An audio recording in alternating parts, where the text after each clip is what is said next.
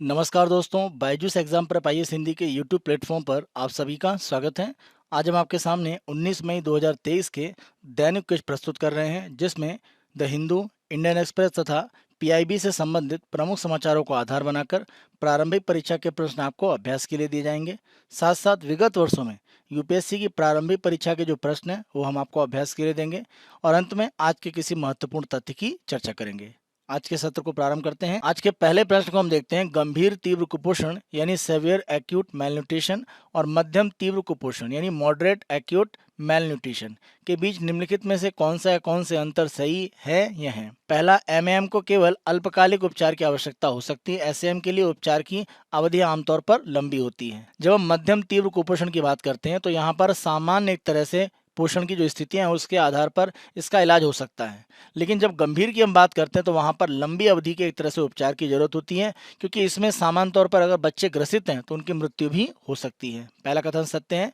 दूसरा, एमएम को अक्सर सरल हस्तक्षेपों से प्रतिबंधित किया जा सकता है, जबकि एसएम को विशेष चिकित्सा देखभाल की आवश्यकता होती है।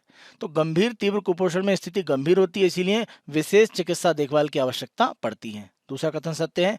एक और दो दोनों सत्य हैं, इसीलिए हमारा उत्तर हो जाता है सी, एक और दो दोनों सत्य हैं। प्रश्न का आधार प्रमुख रूप से ये है कि उड़ीसा हाईकोर्ट के द्वारा उड़ीसा सरकार को इस तरह के आदेश दिए गए हैं कि उनके द्वारा कोशिश की जाए कि राज्य में पूर्ण रूप से जो सेवियर एक्यूट मेलन्यूट्रिशन है उसको समाप्त किया जाए, साथ साथ जो मॉडरेट एक्यूट मेलन्यूट्रिशन है उसको भी एक तरह से कम किया जाए, और ये 2023 के अंत तक होना चाहिए। तो जब हम बात करते हैं सेवियर एक्यूट मेल न्यूट्रिशन, तो यहाँ पर आप देखें कि गंभीरता एक तरह से ज़्यादा होती है और बच्चों में एक तरह से मृत्यु की स्थिति भी आ सकती है, और उनमें अन्य प्रकार के जो इन्फेक्शन है वो भी हो सकते हैं। जबकि अगर मॉडरेट की बात करते हैं तो वहाँ पर एक तरह से ऐसी स्थिति नहीं होती है, और सामान्य तौर पर माना जाता है कि यहाँ पर जो जीवन है उसको लेकर एक खतरा नहीं होता है। दूसरा प्रश्न हम देखते हैं। निम्नलिखित कथनों पर विचार कीजिए। पीर पंजाल लघु हिमालय की सबसे बड़ी श्रृंखला है। तो ध्यान रखें, अगर हम लघु हिमालय की बात करें तो पीर पंजाल सबसे बड़ी एक तरह से श्रृंखला मानी जाती है। दूसरा, पीर पंजाल दर्रा श्रीनगर और लेह को जोड़ता है। तो अगर हम श्रीनगर और लेह की बात करें तो प्रमुख रूप से जोजिला दर्रा इसको जोड़ता है। अगर हम पीर पंजाल दर्रे की बात करते हैं तो जम्मू जो क्षेत्र है उसको एक तरह से प्रमुख रूप से श्रीनगर से जोड़ने का काम करता है। तो दूसरा कथन असत्य है। तीसरा, प्रसिद्ध गलियात पर्वत पीर पंजाल श्रेणी में स्थित है।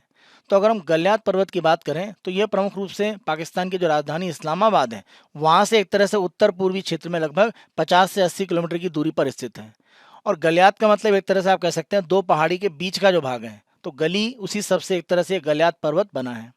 तो ये एक तरह से आप देखें तो काफ़ी प्रसिद्ध माना जाता है पर्यटन स्थल के रूप में। गलियात पर्वत की अगर हम बात करें तो ये पीर पंजाल श्रेणी का ही भाग है। तो तीसरा कथन यहाँ पर आपका सत्य है। एक और तीन सत्य है, इसीलिए उत्तर हमारा सी, केवल एक और तीन सत्य हैं। यहाँ पर प्रश्न का प्रमुख रूप से आधार यह है कि अगर हम वर्तमान में मई में देखें तो तापमान जिस स्तर पर नीचे है, ये 1950 के दशक के बाद पहली बार इतना निम्न तापमान मई के समय में देखा जा रहा है। आप अगर देखें तो पीर पंजाल दर्रे की एक तस्वीर है, और यहाँ पर आप देखें कि ये श्रीनगर से एक तरह से 100 किलोमीटर दक्षिण में है। और यहाँ पर अगर हम देखें तो संत शेख अहमद करीम की जो दरगाह है उसमें आसपास के क्षेत्र में आप देख सकते हैं किस तरह से बर्फ जमी हुई है। तो वर्तमान मई के समय में इतने कम तापमान की जो स्थिति है वो काफ़ी एक तरह से आश्चर्यजनक स्थिति है जम्मू कश्मीर में। तीसरा प्रश्न हम देखते हैं। निम्नलिखित कथनों में से कौन सा या कौन से सही हैं या हैं। पहला, चुनाव के दौरान सार्वजनिक प्रसारकों पर राजनीतिक दलों को मुफ्त एयर टाइम प्रदान किया जाता है। ये योजना राष्ट्रीय और मान्यता प्राप्त राज्य दलों के लिए उपलब्ध है। सामान्य तौर पर हम देखें, जब हम सार्वजनिक प्रसारकों की बात करते हैं यानी ऑल इंडिया रेडियो की अगर हम बात करें या एक तरह से हम दूरदर्शन की बात करते हैं, तो वहाँ पर प्रमुख रूप से जो पॉलिटिकल पार्टीज होती हैं उनको समय दिया जाता है कि वो अपना प्रचार कर सकती हैं, और ये राष्ट्रीय दल और राज्य में जो मान्यता प्राप्त दल होते हैं प्रमुख रूप से उनको एक तरह से यहाँ पर स्थिति इसके लिए मिलती है।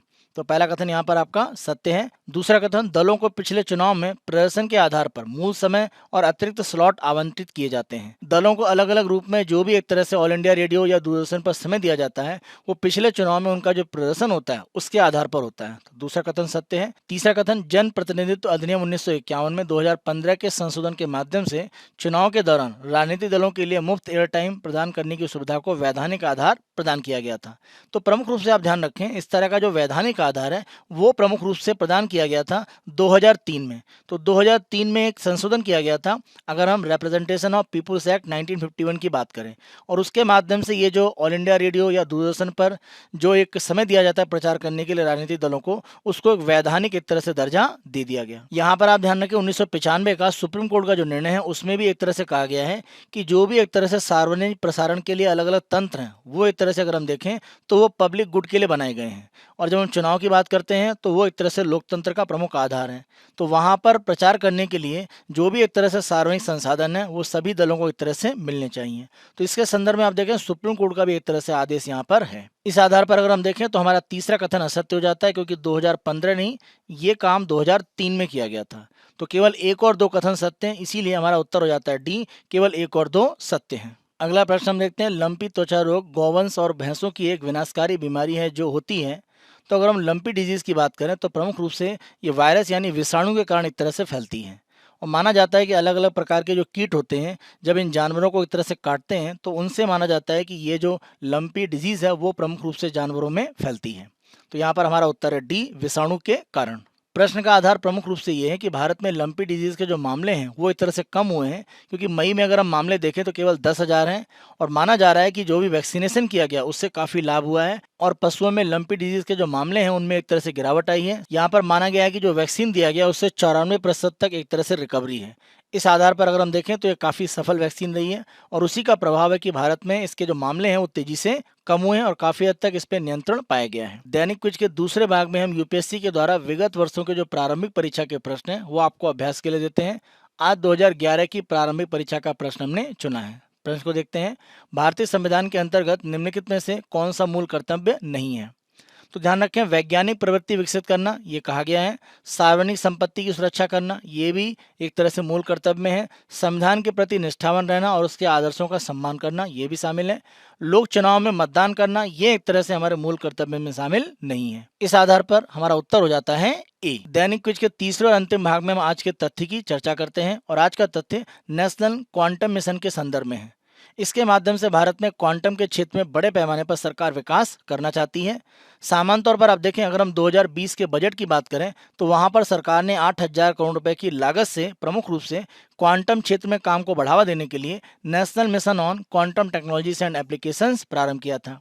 इससे भारत में क्वांटम हब के रूप में 21 केंद्रों को विकसित किया गया, साथ साथ 4 क्वांटम रिसर्च पार्क भारत में बनाए गए। इसी के साथ साथ 2018 में सरकार के द्वारा क्वांटम टेक्नोलॉजी में अनुसंधान को बढ़ावा देने के लिए 204 करोड़ रुपए दिए गए। भारत में क्वांटम के क्षेत्र में जो भी एक तरह से कार्य किया जा रहा है तो वहां पर 4 प्रकार की तकनीक विकसित की जा रही है। पहला क्वांटम कम्युनिकेशन, दूसरा क्वांटम सिमुलेशन, तीसरा क्वांटम कंप्यूटेशन और चौथा क्वांटम सेंसिंग एंड मेट्रोलॉजी। तो ये 4 क्षेत्र हैं जहां पर भारत में क्वांटम में प्रमुख रूप से कार्य किया जा रहा है। इसी कड़ी में अगर आप देखें तो इसी वर्ष 2023 में भारत सरकार की तरफ से नेशनल क्वांटम मिशन के बारे में घोषणा की गई, और इसमें 6,000 करोड़ रुपए से ज़्यादा के धन आवंटन के द्वारा सरकार ने 2023-24 से 2030-31 तक लक्ष्य रखा है कि हम वैज्ञानिक और औद्योगिक आधार पर जो अनुसंधान और विकास है उसको एक तरह से मजबूत करेंगे क्वांटम के क्षेत्र में। और इसके माध्यम से हमारी कोशिश ये है कि भारत में एक तरह से नवाचार वो हम क्वांटम टेक्नोलॉजी के बारे में विकसित कर पाएं। इस मिशन का उद्देश्य ये है कि क्वांटम टेक्नोलॉजी और एप्लीकेशन के मामले में भारत एक अग्रणी देश विश्व में बन पाए। क्वांटम अनुसंधान को और मजबूत करने के लिए 4 थीमेटिक जो हब हैं वो एक तरह से बनाए जा रहे हैं अलग अलग एकेडमिक और राष्ट्रीय अनुसंधान विकास के जो संस्थान है वहाँ पर, जिसमें हमने जैसा बात किया quantum computing, quantum communication, quantum sensing and metrology और क्वांटम मटेरियल्स एंड डिवाइसेस पर एक तरह से काम किया जा रहा है। माना जा रहा है कि राष्ट्रीय क्वांटम मिशन के माध्यम से हम भारत में ऐसा एक पारिस्थितिकी तंत्र बना पाएंगे जिससे हम वैश्विक रूप में प्रतिस्पर्धी हो पाएं। इसी के साथ साथ इस मिशन के द्वारा प्रमुख रूप से दूरसंचार, स्वास्थ्य, वित्तीय क्षेत्र और ऊर्जा के क्षेत्र में प्रमुख रूप से मदद हो पाएगी। इसी के साथ साथ दवाओं के निर्माण में और अंतरिक्ष के जो अनुप्रयोग हैं उसमें भी क्वांटम का प्रमुख रूप से उपयोग बढ़ाया जाएगा। इसी के साथ साथ भारत सरकार का मानना है कि क्वांटम तकनीक को बढ़ावा देकर हम digital India, make in India, skill India, stand up India, startup India, self reliant India और सस्टेनेबल डेवलपमेंट हमारे जो गोल हैं 17 जिनको हमें 2030 तक प्राप्त करना है, वहां तक पहुंचने में ये तकनीक हमें काफी मदद करेगी। आज के दैनिक कुछ को हम यहीं पर समाप्त करते हैं। बायजूस एग्जाम पर आईएएस हिंदी को आप बहुत अधिक पसंद कर रहे हैं, अधिक से अधिक संख्या में लाइक करें, शेयर करें, और अभी तक अगर आपने हमारे यूट्यूब चैनल को सब्सक्राइब नहीं करा है तो हमारे यूट्यूब चैनल को आज ही सब्सक्राइब करें। धन्यवाद।